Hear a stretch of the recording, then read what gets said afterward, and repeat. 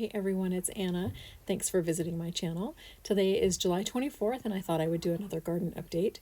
You can see that the blackberries have set fruit and they should start ripening up in 3 or 4 weeks, I would guess. Some of the raspberries have ripened and we are enjoying those immensely in the evenings for desserts. And next year's canes, though, for the raspberries look really strong, so we should have a good crop of raspberries next year. Those canes are really just getting started.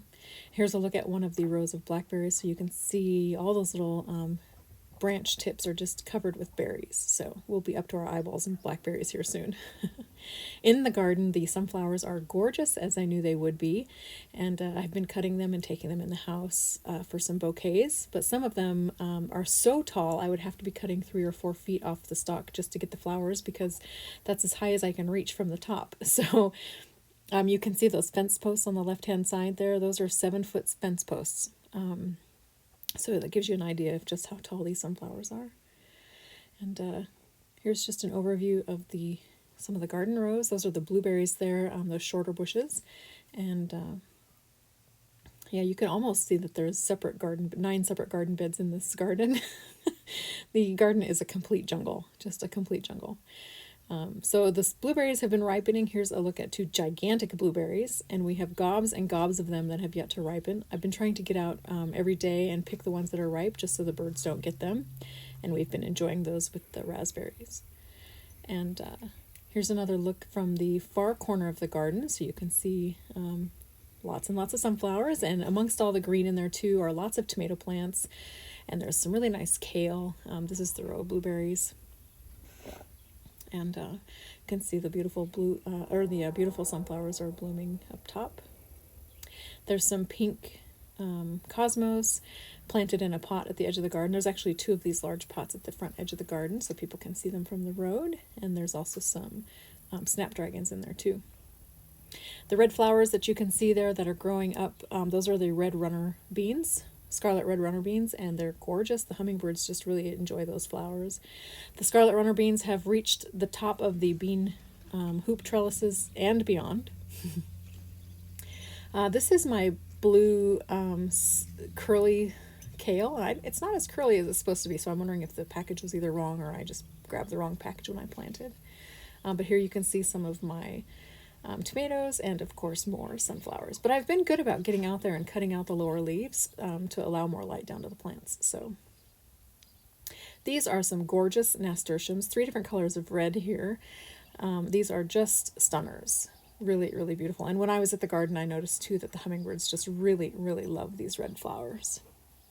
I also have some echinacea blooming. I have 3 different echinacea plants down in the garden. I've actually picked some of these and have them in a bouquet in the house. They are just gorgeous. And lots of little bloom heads are coming on as well. So these are going to really be beautiful all summer.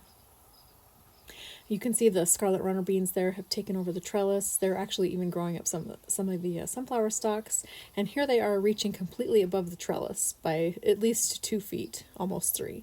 And those branches will eventually weight down with leaves and beans, and then they'll just attach themselves to the trellis. And yet again, some more sunflowers. Here's the look underneath one of the bean trellises, so you can see that it reached the top, and again, keeps on reaching higher.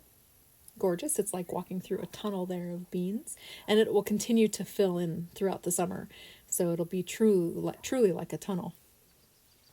Here is one of the large onion blooms. I think these are so beautiful. All those little white flowers all together look like a big snowball. And here are 2 of the smaller onion heads, flower heads. You can see all those little white flowers are starting to burst open. And as I was filming, a flock of Canadian geese flew by, so I thought that was interesting. And then here's another look at one of those bean trellises. I just love these. I think they are so fun, and the beans not only have climbed up the trellis, but they've climbed up the sunflowers on both sides as well. So the hummingbirds have really been enjoying them. Here are some black currant tomatoes that have set fruit, so these will start getting bigger and bigger and bigger until they ripen and we take them inside. And you can see there that I use bungee cords to hold my tomatoes to the trellis. I find it's just easier to use bungee cords. They're really gentle and they encapsulate a lot of branches at once. Here you can see some peas. You can see at the top of that trellis there, that's a 4-foot trellis. These beans or peas were only supposed to get 2 to 3 feet tall, but they are over 2 feet above the 4-foot trellis. So I don't know what's going on this year. This is a sweetmeat vine that has taken to liking the bean trellis as well, and it's starting to weave its way up the trellis. So this will be a nice support for the vine as it continues to grow. And here's another look from the bean trellis from the other side, and all those beautiful red flowers.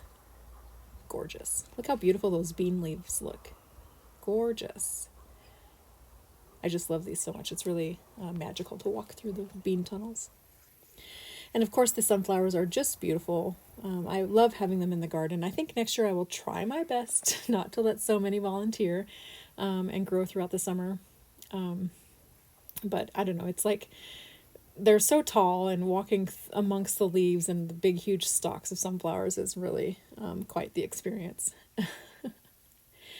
Here are some peas that I have yet to pick. They are not quite ready. You can see in the evening sun, if you stand behind the peas and have the sun shining through them, you can see how big the peas are inside. It's a really easy way of knowing how big the peas are inside, so you don't pick them too soon. So there's an example of those peas. So those will continue to grow and swell and fill that pot, and then it'll be time to pick them. And the bees were enjoying the lavender up at the house. This is just such a beautiful plant. We have lots of them around the hedge, the flower beds around the house. So the bees are just happy as can be. So thanks for joining me today. I hope you enjoyed this little tour, and I will chat with you again soon. Bye.